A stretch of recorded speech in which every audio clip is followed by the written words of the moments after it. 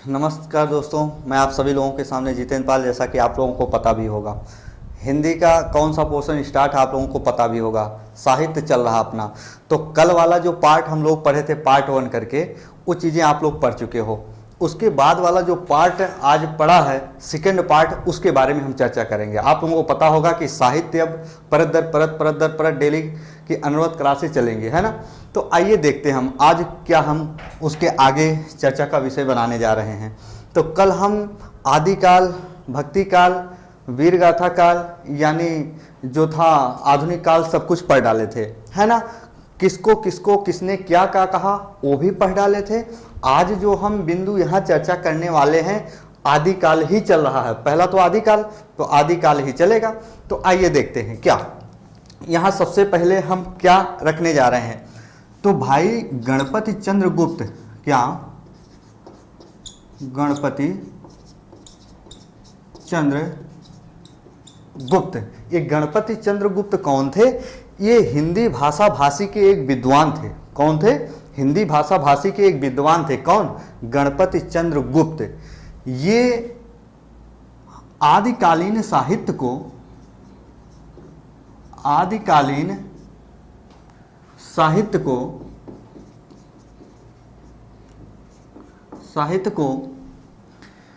3 भागों में बांटा है। 3 भागों में बांटा है। देखिएगा, क्या अगर पूछ ले आदिकालीन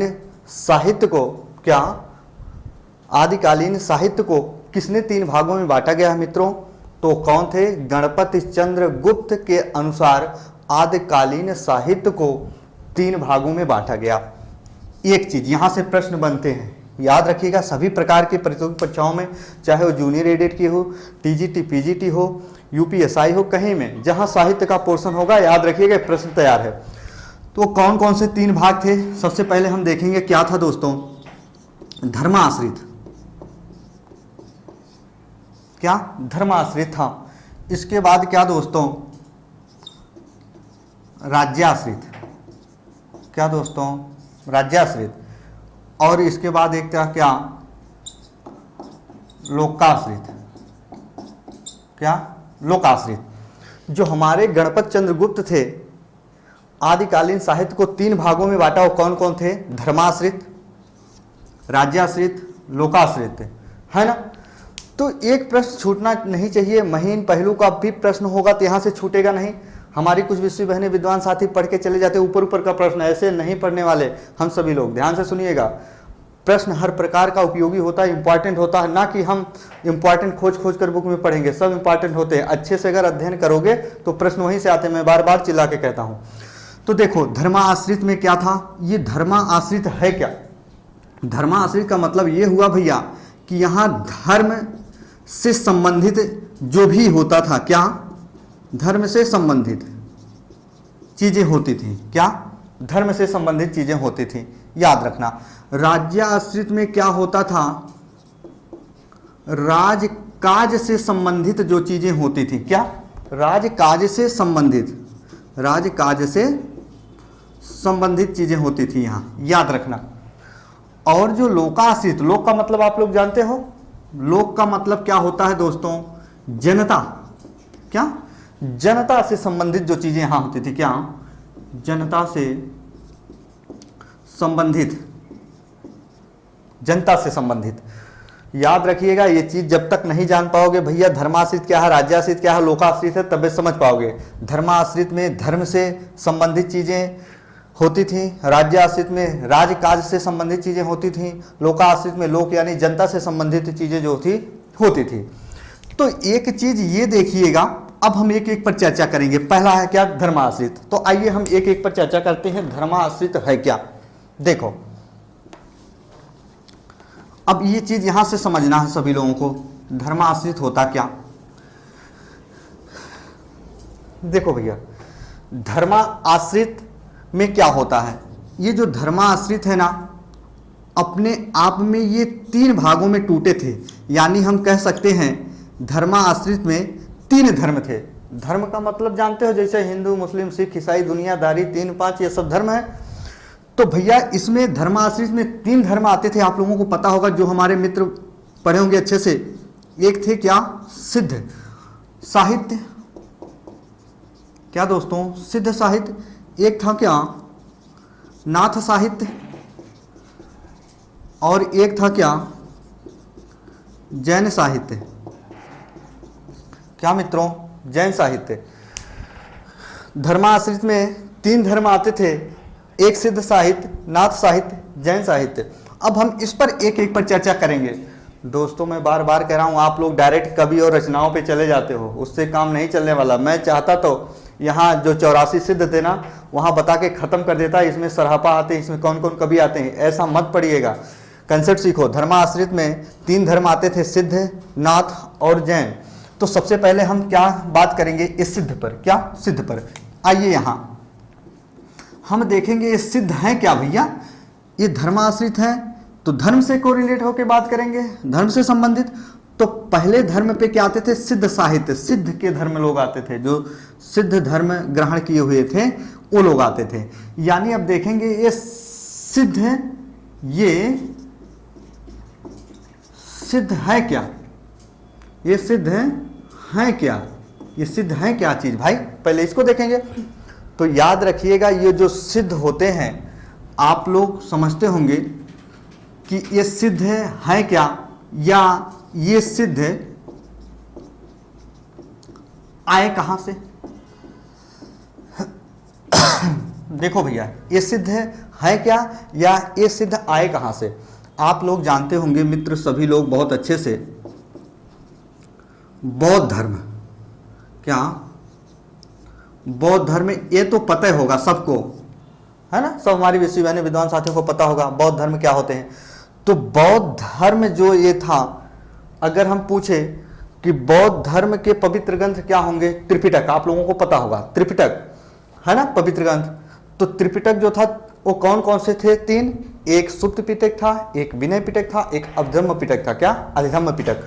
तो याद रखना, ये जो सिद्ध कहां से आए थे दोस्तों, ये सिद्ध कहां से आए थे, बौद्ध से निकल कर आए थे। ये सिद्ध कहां से आए थे, ये सिद्ध बौद्ध धर्म से निकल कर आए थे। याद रखना, अगर कोई पूछे भैया ये सिद्ध क्या हैं, तो सिद्ध एक धर्म थी, एक जाति थी, वो कहां से आए थे, बौद्ध धर्म से निकल कर आए थे। अब सबसे पहले हम देखेंगे, तो सबसे पहले ये देखेंगे सिद्ध यहीं से निकल के आए थे, है ना, सिद्ध यहीं से निकल के आए थे। तो बौद्ध धर्म प्रारंभ में 2 इसकी शाखा थी, किसकी, बौद्ध धर्म की। क्या, एक भैया हो हीनयान, एक हीनयान, और एक क्या दोस्तों, महायान। बौद्ध धर्म के आरंभ में 2 शाखाएं निकल के आती है, एक हीनयान, एक क्या दोस्तों, महायान। बौद्ध धर्म के आरंभ में दो शाखाएं निकल के आती हैं, एक हीनयान, एक महायान। तो याद रखिएगा, फिर आगे चलकर महायान की 2 शाखाएं हो जाती हैं दोस्तों, एक क्या, सहजयान, एक क्या दोस्तों, वज्रयान। अब मजा आएगा पढ़ने में। देखो तो बौद्ध धर्म के आरंभ में 2 शाखाएं निकल के आई, हीनयान, महायान। महायान की फिर 2 शाखाएं निकल के आई, सहजयान और वज्रयान, है ना। तो वज्रयान किसको कहा जाता था, अब याद रखना। वज्रयान के लोग जो थे, ये जप तप, क्या, जप तप, जादू टोना, तंत्र मंत्र में विश्वास ज्यादा रखते थे। याद रखना, मैं क्या लिखा, वज्रयान के लोग जो थे, यानी ये जप तप, जादू टोना, तंत्र मंत्र में ज्यादा विश्वास रखते थे, और इसी जादू टोना जप तंत्र के आधार पर जनता पर अपना प्रभाव जमाना चाहते थे। मतलब समझ रहे हो कि वज्रयान शाखा जो था, इसमें ज़्यादातर लोग जो थे धर्म से संबंधित, ये जप तप जादू टोना तंत्र मंत्र, आप लोग जानते होंगे, जो हमारे मित्र जीएस पढ़ते होंगे, आता है अथर्ववेद। अथर्ववेद में ही ये जप तप जादू टोना फलान ढकान दुनियादारी आता है, और इसी के द्वारा वज्रयान शाखा के लोग जो थे, वज्रयान शाखा के लोग जो थे, प्रचार प्रसार के आधार पर, किसके आधार पर, इसी जप तप जादू टोना के आधार पर जनता पर अपना प्रभाव जमाना चाहते थे। ये बात खूब अच्छे तरीके से समझ में आ गई। और इसी का, किसका, इसी का, वज्रयान का, इसी का प्रचार प्रसार करने वाले, इसी का प्रचार प्रसार करने वाले ही क्या कहलाए मित्रों, मजा आ गया, देखो तो, सिद्ध कहलाए। क्या, यानी जादू टोना जप तप तंत्र मंत्र का प्रचार प्रसार कराने वाले या करने वाले ही क्या कहलाए दोस्तों, सिद्ध कहलाए। यानी ये जप तप जादू टोना पर अपनी सिद्धि प्राप्त करना चाहते थे। क्या करना चाहते थे, अपनी सिद्धि प्राप्त करना चाहते थे, इसीलिए ये क्या कहलाए दोस्तों, सिद्ध कहलाए। अब आइए देखते हैं, आगे हम चलते हैं। यहां तक की बात समझ में आ गई। सिद्ध कहां से आए थे, बौद्ध धर्म से आए थे, आप लोगों को पता है। चलो आगे देखते हैं, है ना, अच्छे से कोरिलेट करके पढ़िएगा। जैसे जैसे हम देखेंगे कवि रचना कहाँ आती है, ऐसे पढ़िएगा, है ना। जल्दबाजी में हम लोग क्या करते हैं, पढ़ डालते हैं पूरा, लेकिन कंसेप्ट क्लियर नहीं होते, फिर 5 मिनट में भूल जाते हैं। अब देखो, ये जो सिद्ध थे, सभी मित्र हमारे देखेंगे क्या भैया, ये जो सिद्ध थे ना, क्या सिद्ध, इनकी संख्या कितनी थी, कोई हमारे मित्र बताएंगे, अगर जानकारी होगी तो कमेंट बॉक्स में अपना प्रश्न रखेंगे। सिद्ध, इनकी संख्या जो थी कितनी थी मित्रों, 84। कितनी थी मित्रों, 84। सिद्धों की संख्या कितनी थी मित्रों, 84 थी। याद रखना ये 84 किसके अनुसार था, बहुत महत्वपूर्ण प्रश्न हो गया। ये 84 संख्या इनकी किसके अनुसार थी, तो आपके एक थे हिंदी भाषा भाषी के विद्वान भैया राहुल सांस्कृत्यायन जी। क्या, राहुल सांस्कृत्यायन जी के अनुसार ही सिद्धों की संख्या कितनी थी मित्रों, 84 थी। मजा आया। सिद्धों की संख्या कितनी थी, 84। किसके अनुसार भैया, राहुल सांस्कृत्यायन जी के अनुसार। अब सुनो, जब 84 इनकी संख्या थी तो प्रश्न पूछा जाता है, इनमें से महिला की संख्या कितनी थी, इनमें से महिला की संख्या कितनी थी मित्र, तो इनमें से महिला की संख्या 84 में से कितनी महिला थी, 3 महिला सिद्ध थी। और वो 3 महिला सिद्ध कौन कौन सी थी, याद रखना। एक था क्या, हाँ देखो, एक था कनकलता, क्या कनकलता, एक था क्या मणिभद्रपा, और एक था क्या, और एक था क्या, ध्यान से सुनिएगा, क्या एक था कनकलता। 1 मिनट देखिएगा थोड़ा, ये नाम क्या है, कनक लता, और क्या था मणिभद्रपा, एक लक्ष्मी खरा, लक्ष्मी खरा। याद रखिएगा, टीजीटी पीजीटी जूनियर एडेड ये प्रश्न इसमें आते हैं। वो 3 महिला सिद्ध कौन सी थी, या दे देगा इनमें से कौन सी महिला सिद्ध नहीं थी। तो याद रखना, एक महिला थी कनकलता, एक थी मणिभद्रपा, एक थी क्या लक्ष्मी खरा। याद रखना, है ना। तो ये चीजें इंपॉर्टेंट है। सिद्धों की संख्या 84 किनके अनुसार, राहुल सांस्कृत्यायन जी के अनुसार। 3 महिला सिद्ध थी, वो कौन कौन सी थी, उनका नामकरण भी मैंने कर दिया। आइए अब आगे देखते हैं क्या चीजें हैं, है ना, कुछ इनकी और विशेषताएं। देखो,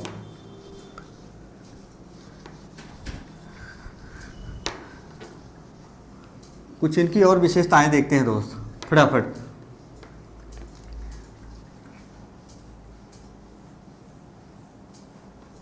इनकी कुछ और विशेषताएं थी। देखो, अब इनकी विशेषताएं क्या थी, देखो कि कुछ विशेषताएं, इनकी कुछ विशेषताएं, वो विशेषताएं कौन कौन सी थी भैया हो। पहला क्या, ये काया की साधना करते थे, ये काया की साधना करते थे। कौन, सिद्ध के लोग, सिद्ध साहित्य के लोग एक काया की साधना करते थे, दूसरा अंतर्मुखी की साधना करते थे, अंतर्मुखी की साधना करते थे, है ना। सामाजिक खंडन मंडन की प्रवृत्ति थी इसमें, क्या सामाजिक, क्या सामाजिक खंडन मंडन की प्रवृत्ति थी इनमें, क्या सामाजिक खंडन मंडन की प्रवृत्ति थी। और क्या था दोस्त याद रखिएगा, क्या इन्होंने नारी को, सबसे बड़ी विशेषता इनकी थी भैया, देखना उल्टे है इनकी विशेषता सब सिद्धों के, नारी को इन्होंने, नारी को इन्होंने साधना के केंद्र में रखा,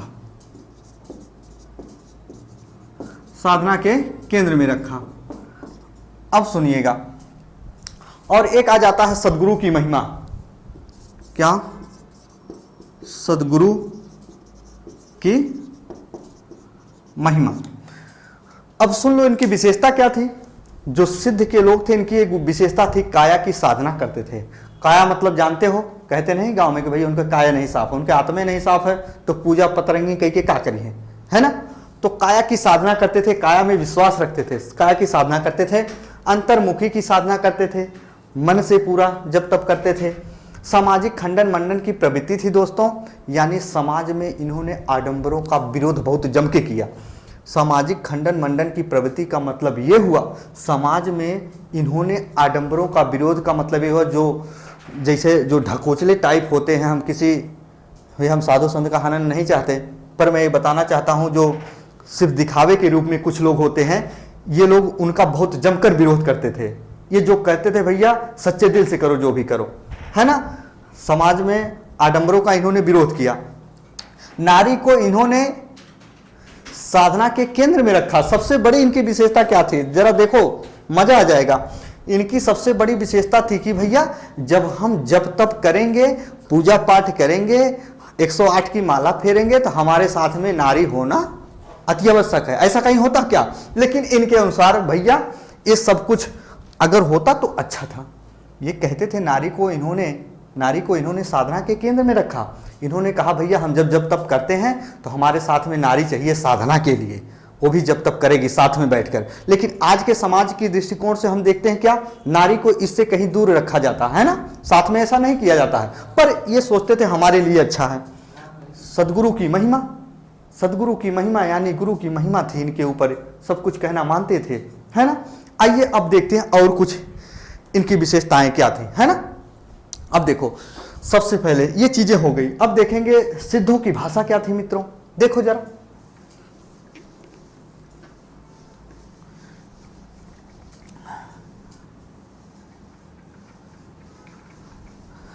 सिद्धों की भाषा क्या थी, सब कुछ देखो, सब बताएंगे कवि रचना कब आएगी। सिद्धों की भाषा क्या थी, अगर कोई पूछ ले भैया इनकी भाषा क्या थी।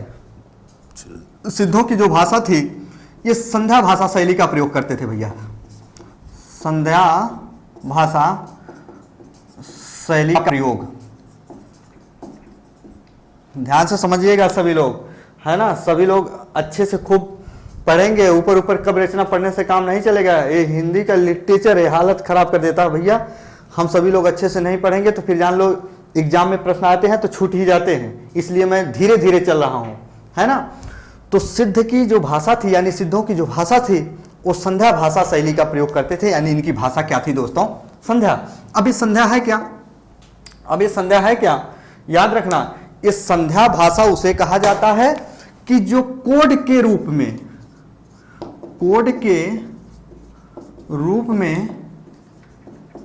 जो भाषा प्रयोग की जाती है उसे ही भैया हम क्या कहते हैं, संध्या। अरे हमारा कहने का मतलब आप लोग समझ गए होंगे, कोड के रूप में देखो, कहीं कहीं इशारों के रूप में हम बात कर लेते हैं, या कोड के रूप में किसी को कोड बता दिए अगले वाले को, हम कहें चाहे वहाँ 1000 2000 आदमी हो, 4-6 आदमी हो, कितनों भी समाज के लोग हों, पर वहाँ जिसके लिए हम कोड का संकेत दिए रहेंगे, बता रहेंगे, वो व्यक्ति समझ जाता है। एक कहेंगे तो समझ जाना, वहाँ से निकल लेना, 2 कहेंगे तो ये काम कर लेना।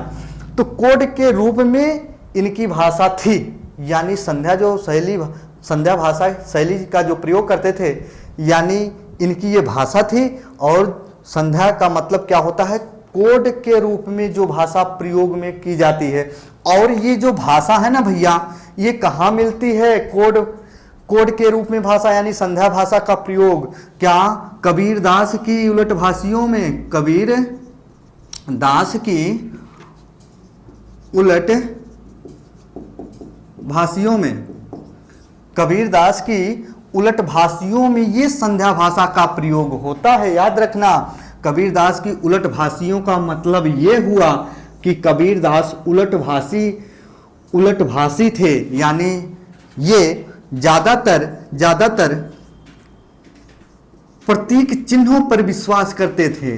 पता होगा प्रतीकात्मक चिन्हों पर, जैसे इन्होंने कहा था क्या, हंस आत्मा का प्रतीक है दोस्तों, क्या हंस आत्मा का प्रतीक है दोस्तों, क्या है, हंस आत्मा का प्रतीक है। बात समझ में आई, ये क्या थी। अब देखते हैं आगे क्या है, एक एक परत दर परत देखो कैसे क्या।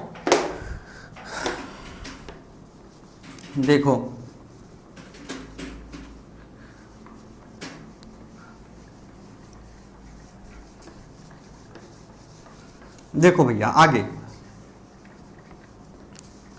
आगे देखो क्या है।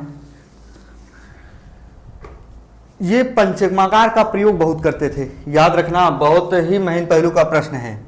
ये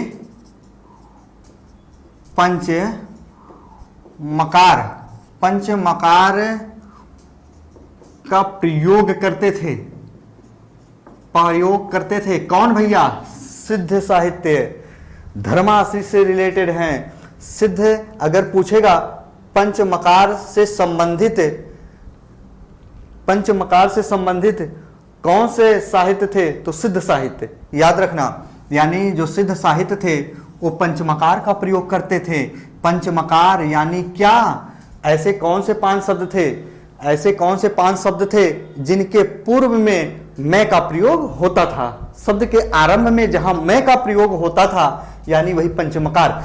और इनका सेवन ये बहुत ज्यादा करते थे। जैसे देखो, मांस, इनको मांस चाहिए ही चाहिए था, मांस, मदिरा, मत्स्य, क्या, मांस, मदिरा, मत्स्य। देखो दोस्तों, क्या, मांस, मदिरा और क्या, मत्स्य, और देखिए क्या, मुद्रा, और क्या दोस्तों, मैथुन।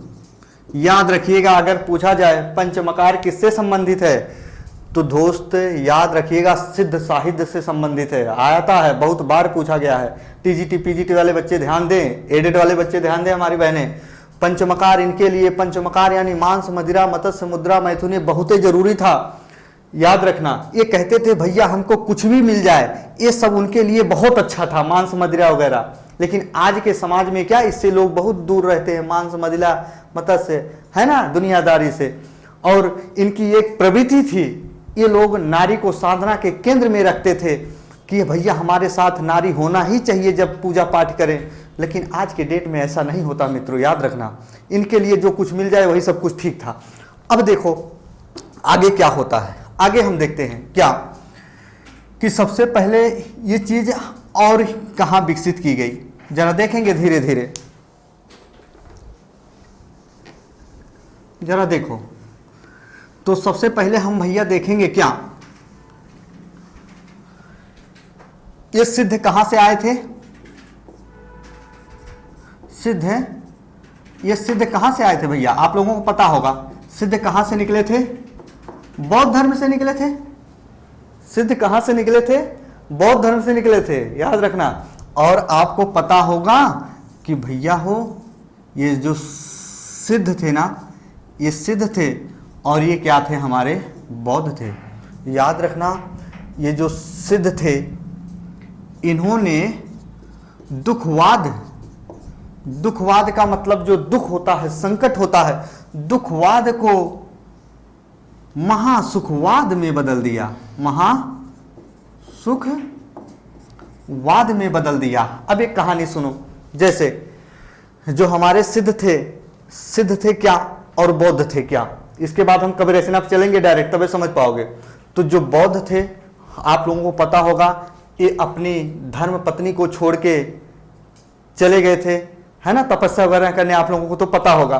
तो ये लोग क्या कहते थे, भैया ये अपनी जो पत्नी को छोड़ के चले गए थे ना, ये जो अपनी पत्नी को छोड़ के चले गए थे, ये लोग कहते थे वो चीज दुखवाद नहीं है, वो महासुखवाद है। यानी जो अपना पर परिवार दुनियादारी छोड़ के कहीं चला जाए, तो अपनी बीवी से अलग हो जाए, अपने परिवार से अलग हो जाए, वो अपने लिए क्या होता, दुख का कारण। लेकिन ये कहते थे नहीं भैया, ये सबसे बड़ा सुख का कारण है। ये लोग उल्टे मनाते थे।